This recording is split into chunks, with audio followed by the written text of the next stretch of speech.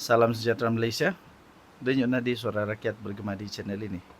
Ada satu benda yang pelik, lucu tapi benar yang saya telah terima daripada berita Sinar Harian. Tapi sebelum itu anda komen dulu persoalan saya.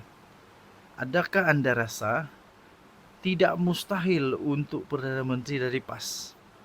Adakah anda rasa PAS boleh melahirkan seorang Perdana Menteri yang berkaliber, yang sesuai, yang diterima oleh segenap rakyat di Malaysia?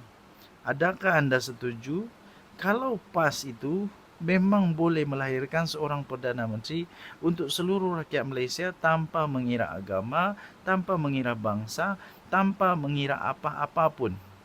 Dan adakah PAS mampu mengeluarkan Perdana Menteri yang tidak resis?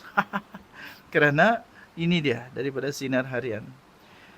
Dr. Tengku Muhammad Fakhruddin berkata, tidak mustahil Perdana Menteri dari PAS. Tidak mustahil Perdana Menteri dari PAS. Okey. Jadi kalau tidak mustahil, siapa calonnya? Itu dia. Kita tengok dulu siapa calonnya. Mahukah rakyat Malaysia untuk melihat Hadi Awang jadi Perdana Menteri? Ketua Pemuda PAS ataupun Pemuda PAS, maafkan saya, Kuala Terengganu, Pemuda PAS. Pemuda PAS mengakui parti itu memiliki calon yang mampu memenuhi kriteria serta syarat-syarat, sekaligus membolehkannya memegang jawatan Perdana Menteri. Ya ke? Siapa dia? Siapa calon tu? Kalau berani nanti waktu pilihan raya, kasih jadi dia Posto Boy. Posto Boy. Kesianlah Muhyiddin Yassin, tak ada harapan lagi dah. Muhyiddin Yassin tak ada harapan lagi dah. Lebih baik Muhyiddin Yassin bersara jalan dari politik. Tak ada harapan lagi. Daripada bersatu tak ada harapan lagi. Ahli Jawatan Kasar AJK Dewan Pemuda PAS Terengganu iaitu Dr. Tengku Muhammad Fakhruddin Tengku Muhammad Fauzi berkata, ia diperkukuh dengan ciri-ciri kepimpinan bijak. Kepimpinan bijak, strategi berkesan. Alamak, strategi apa lagi ni? Dan kerjasama erat bersama pelbagai pihak, dia kata. Wah, ini memang hebat ini. Dalam landscape politik Malaysia yang dinamik, katanya, persoalan sama ada ahli politik PAS boleh menjadi Perdana Menteri sering menjadi omokan dan perbincangan dalam kalangan parti lawan dan komponen. Untuk memahami kemungkinan ini, dia kata, kita perlu untuk meneliti beberapa perkara utama yang diperlukan untuk memegang jawatan tertinggi dalam kerajaan Malaysia. Katanya menerusi hantaran di Facebooknya pada Jumaat. Dr. Tengku Muhammad Fakhruddin yang juga adalah ahli Dewan Undangan Negeri Adun Sura menyatakan 4 kriteria dipenuhi PAS, antaranya Melayu dan Islam, hubungan baik dengan istana. Betulkah hubungan baik dengan istana ni? Saya pun kurang pasti yang ini. Tapi yang pertama, Melayu Islam itu memang betul. Okey, lulus.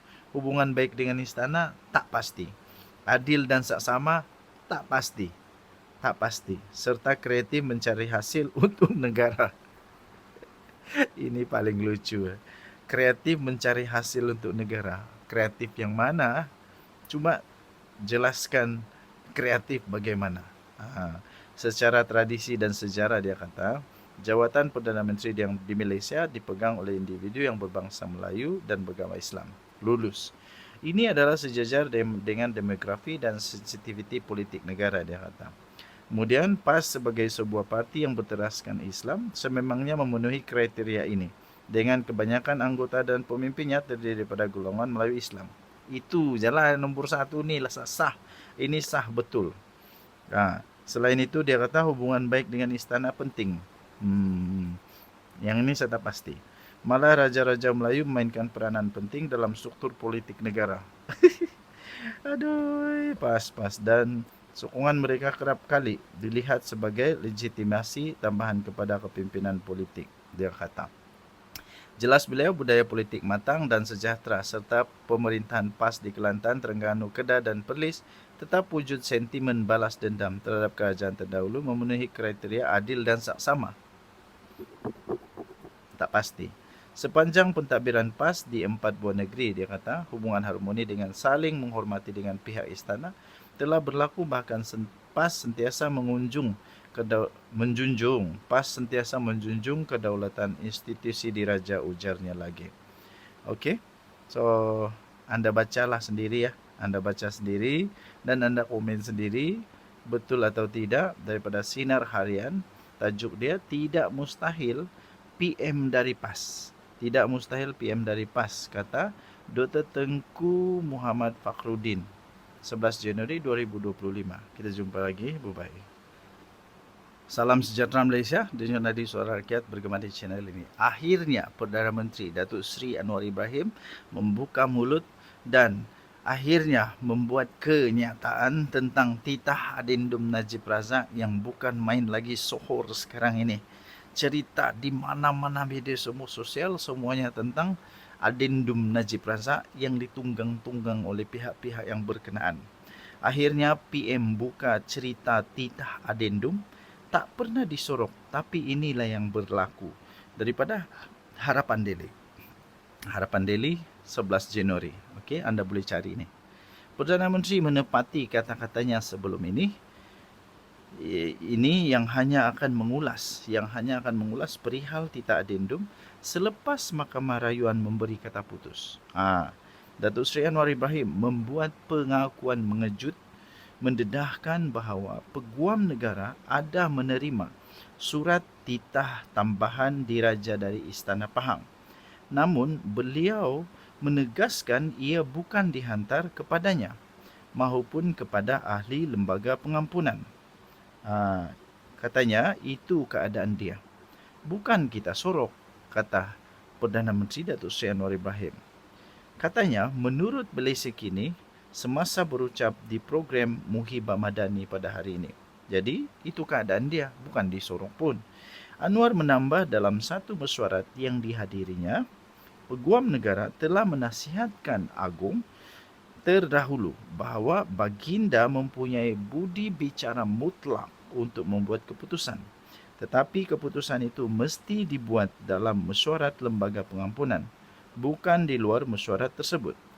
Dalam mesyuarat yang bertarikh 29 Januari tahun 2024, Lembaga Pengampunan Wilayah Persekutuan telah membuat keputusan untuk mengurangkan hukuman penjara terhadap Najib Razak daripada 12 tahun kepada 6 tahun serta mengurangkan dendanya daripada 210 juta kepada 50 juta sahaja. Sehari kemudian, pada 30 Januari 2024, Sultan Pahang, Sultan Abdullah Sultan Ahmad Shah menamatkan tempoh pemerintahan baginda sebagai yang di-Pertuan Agong ke-16. Tuan-tuan dan puan-puan yang dihormati sekalian, jadi itulah sebenarnya yang terjadi. Saya ulang sekali lagi. Perdana Menteri akhirnya cerita titah adendum tak pernah disorok, tapi ini sebenarnya yang berlaku. Beliau membuat pengakuan mengejutkan, mendedahkan, mengejutkan. Ini sangat mengejutkan. Datuk Seri Anwar Ibrahim membuat pengakuan mengejut, mendedahkan bahawa Peguam Negara memang ada menerima surat titah tambahan diraja daripada Istana Pahang. Namun, beliau menegaskan ia bukan dihantar kepadanya maupun kepada ahli lembaga pengampunan. Itu kerana itu keadaan dia, kata Anwar, bukan kita sorok. Tuan-tuan dan puan-puan yang dihormati sekalian, saya tidak tahu undang-undang. Saya bukan lawyer, saya bukan hakim, saya bukan magistrate, bukan. Saya tidak tahu tentang undang-undang. Tapi anda sendiri nilailah apa yang disebut oleh Perdana Menteri Datuk Seri Anwar Ibrahim. Jadi Peguam Negara memang ada dapat, tapi bukan diserahkan kepada lembaga pengampunan. Jadi bagaimana keadaannya saya pun kurang pasti. Saya hanya bacakan berita itu, anda sendiri yang menilai. Tapi saya percaya lembaga pengampunan telah melaksanakan tugasnya dengan baik, dengan sesuai dengan kuasa yang ada padanya. Denyut nadi suara rakyat bergema di channel ini. Jangan lupa tekan butang subscribe, like dan share.